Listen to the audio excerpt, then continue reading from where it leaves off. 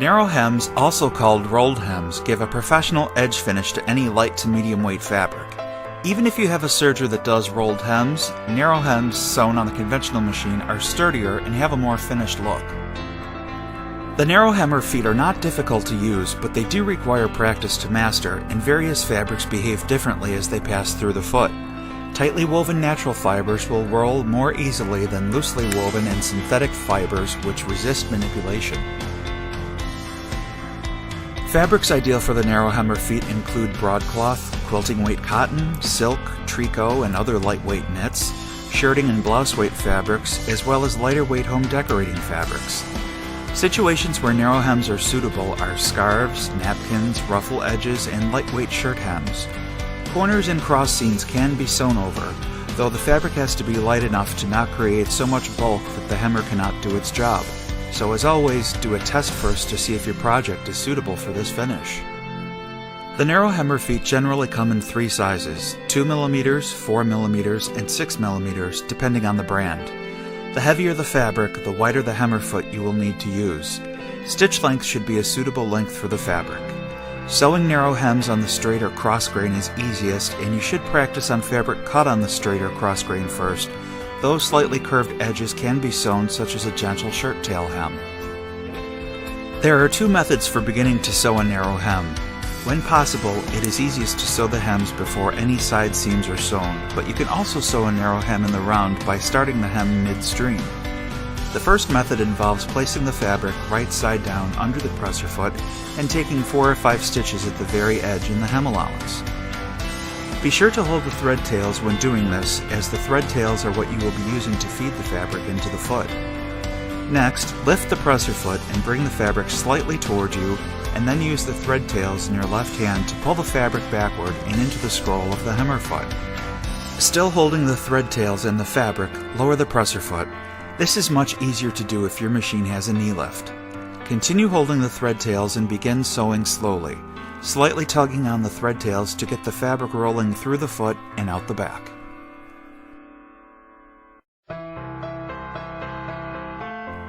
Another way to begin rolling the hem involves finger pressing along the hem once, then twice for a couple of inches at the start. Hold the thread tail securely and take several stitches into the folded hem. Stop sewing with the needle down and raise the presser foot and pull the hem up into the scroll of the foot. Lower the foot and continue sewing. This method will be used when sewing hems along corners.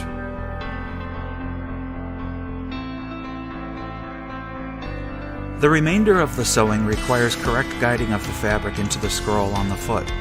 Too much fabric rolling into the foot will create a twisted hem. Too little fabric rolling in will cause the upper edge to not turn under. While sewing, guide the fabric carefully. Guide the raw edge of the fabric along the groove to the left of the scroll on the foot. This helps to not guide too much or too little fabric into the hem. Examine your sample and decide if any adjustments need to be made. It may be necessary to bring your needle position 1 notch to the left to bring the stitch closer to the hem fold. This may or may not need to be done depending on the fabric being used.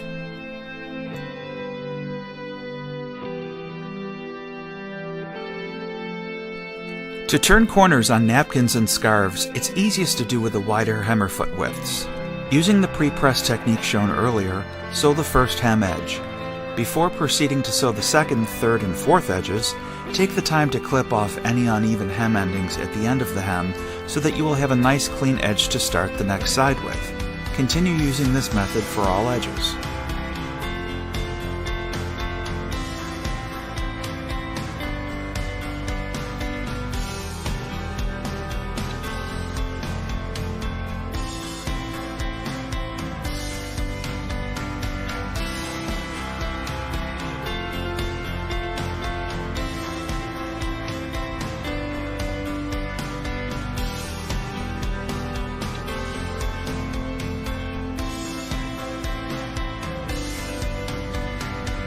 Shell edges can easily be sewn on very lightweight wovens, but work especially well on tricot knit fabrics.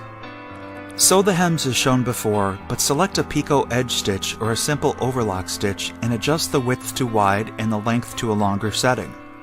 If your machine does not have these stitches, use a blind hem stitch and mirror image the stitch and adjust the stitch width and length. A wide stitch width gives you a deeper scallop, and the stitch length is determined by how long of a scallop you want to have. So practice until you get the look that you want. The left straight stitches will go into the fabric, and the right swing of the stitch will go off the edge, curl the hem, and give you a decorative hem in one step. If you are having trouble getting the fabric to roll under properly, don't get frustrated. Try an alternative and use the zigzag stitch to hold the hem in place. When sewn in matching thread, it will look just as professional as the straight stitch and also be very sturdy. As any raw edges will be encased in the stitching, it won't matter if the fabric did not roll properly. Some stiffer fabrics that resist creasing are better sewn with this method.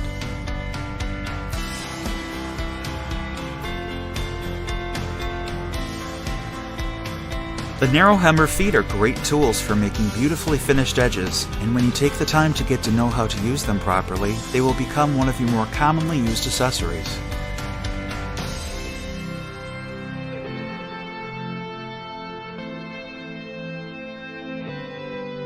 The rolled hem foot is also known as a narrow hem foot. It sews a very narrow hem, providing a professional edge finish. Use the rolled hem foot for light to medium weight fabrics. Because rolled hems are small, they're perfect for very lightweight or sheer fabrics, such as those used for scarves and blouses. There is a small scroll at the front of the foot which guides the edge of the fabric, rolling it over and enclosing the raw edge. The straight stitch sews the small hem in place. There is a slight groove on the underside of the foot to accommodate the thickness of the hem once it has been stitched. To sew a rolled hem, trim the fabric edge so that the entire hem allowance is 1/2 inch. With the wrong side facing up, fold and press the fabric over 1/8 inch, then again another 1/8 inch. Use a pin to hold the hem in place. Position the folded fabric under the foot and then lower the needle down into the fabric. Raise the presser foot. Feed the fabric edge up into the scroll at the front of the foot. Lower the presser foot and start sewing slowly. Use your left hand to hold the thread tails from the back as you start, and then hold the fabric taut from the back as you sew. Use your right hand to carefully lift the fabric edge, bringing it in front of the foot and scroll. Continue guiding the fabric into the scroll as you sew. Some projects require that you start stitching right at the corner. To do this, prepare the fabric as usual, but add a small piece of tearaway stabilizer under the start of the hem. Position the stabilizer under the foot so that the beginning of the scroll will go into the foot. Lower the presser foot and sew a couple of stitches to get started. Stop sewing, guide the fabric into the scroll, and then continue hemming. Carefully remove the stabilizer when finished. You can also use the rolled hem foot for couching over narrow cords. If desired, use a fabric marking tool to designate the stitching path on the fabric before you start to sew.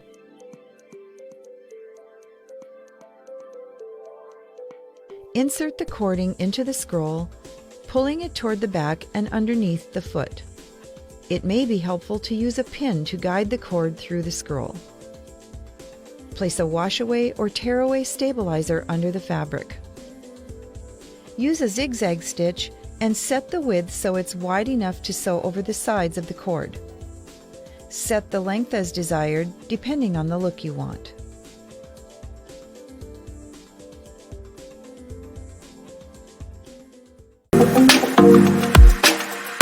Jumpa lagi. Assalamualaikum.